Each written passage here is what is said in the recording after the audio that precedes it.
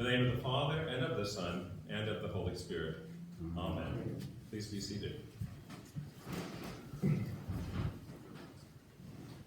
On this Sunday, midway through the month of June, we come to Trinity Sunday, a day in the church calendar set aside to honor and lift up the doctrine we, as believers, and the church, holds of the Trinity. The idea of Father, Son, and Holy Spirit, of Creator, Redeemer, and Sustainer, to be understood in these three roles and yet one God, bound together. It could be a day of intricate understanding of this doctrine, but today I would rather point to what Jesus is trying to tell us in this gospel, and what this mystery of the Trinity is all about: relationship. We have before us not just a theological puzzle, but Jesus' own attempts, mysterious as they might seem to us and to his disciples at the time, to understand his relationship to the Father, and especially to the Holy Spirit. Last week, I introduced you to this unique word that John's Gospel uses here, in this passage, and last week's from chapter 14, describing the Holy Spirit as advocate, comforter, counselor, or the Greek word paraclete. As we work to unpack this gospel in our weekly Bible study on Thursday, one of these comparisons rang so true. I have to share it with you. Jesus is explaining to his disciples in this passage everything he can. But as he says, and it says this at the beginning of our gospel, I still have many things to say to you, but you cannot bear them now. But the Spirit, the Paraclete, will declare to you the things that are to come. This Paraclete is to stand in for Jesus when he is gone, to still be God's presence for them and us after he has left us, to truly stand in Jesus' place, represent him fully, even if he is not present anymore. How can we understand this? One of the insights of this word, paraclete, which only John's gospel brings to the table, is that of advocate, lawyer, counselor. If we are ill, or for some other reason we cannot appear in court, when called by a judge or by another authority, it is agreed, it is understood by all, that a lawyer can fully represent us in times like that when we cannot be present.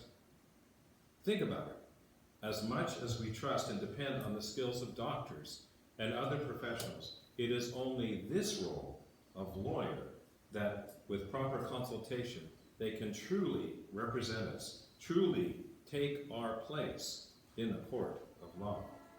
That is what Jesus and the writer of John's Gospel were trying to get across to us.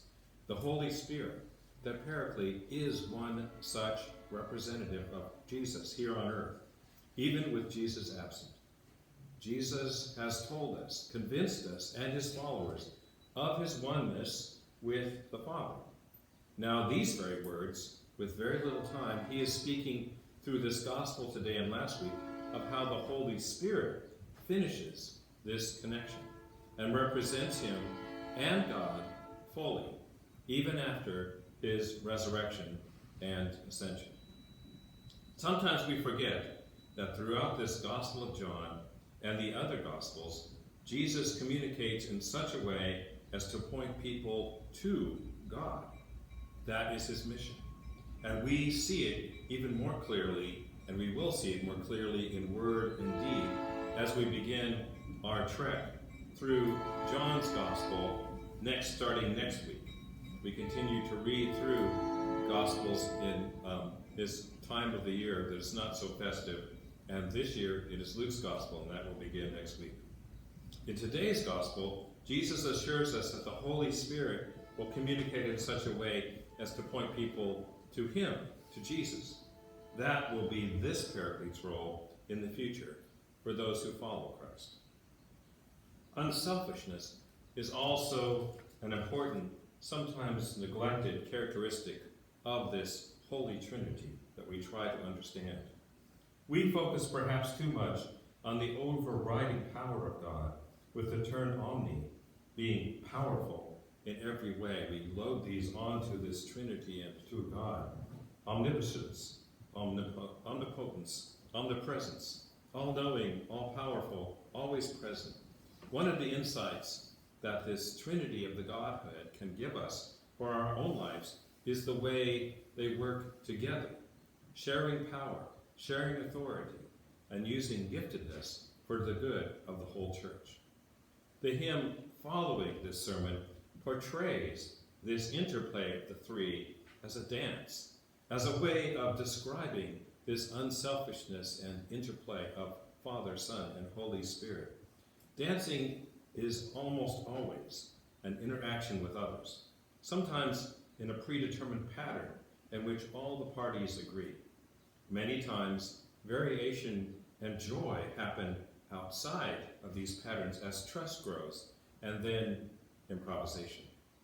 Variation also becomes part of the dance, but always with interaction and cooperation with others. For us, dancing usually involves all of this with one partner, two individuals. Imagine the needed openness and cooperation when the number moves from 2 to 3.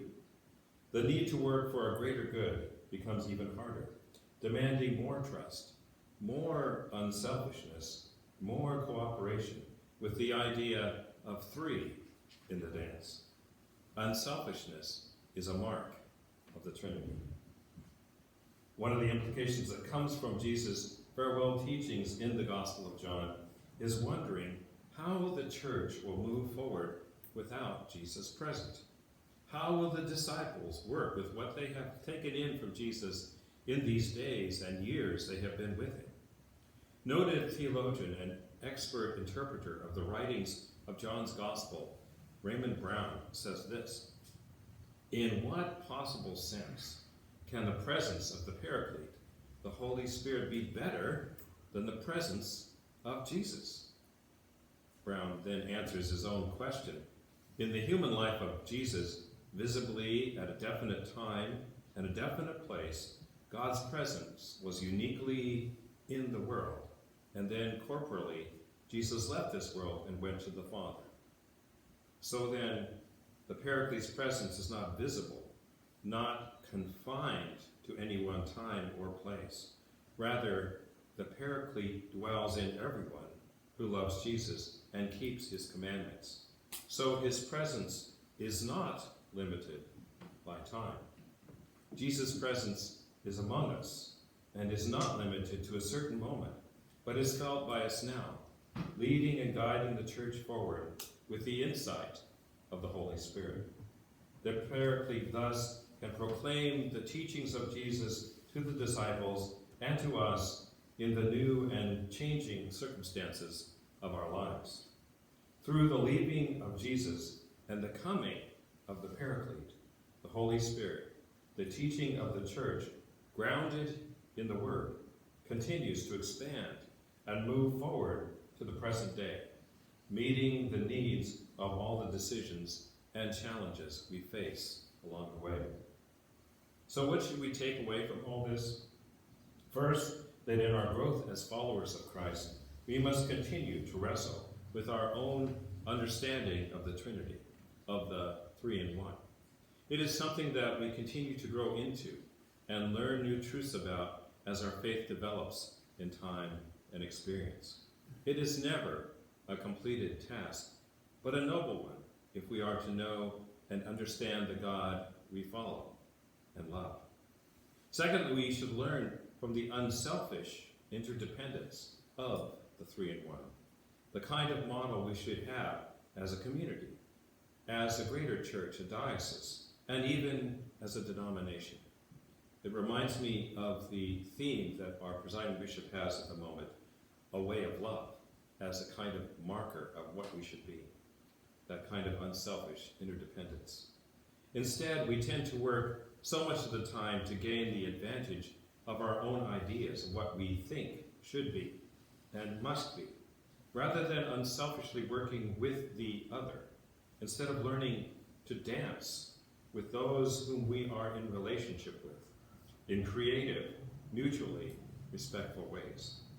Finally, we should pray daily, weekly, and fervently for the guidance of the Paraclete, of the Advocate and Counselor, to be in our own lives, and especially in the work and life of the Church as we move into the future. We find we do not live in an easy time, a clear, moral, and uncomplicated time, but one that we can only step out and move forward in with guidance, with each other, and with the Holy Spirit with us, every step of the way. Amen.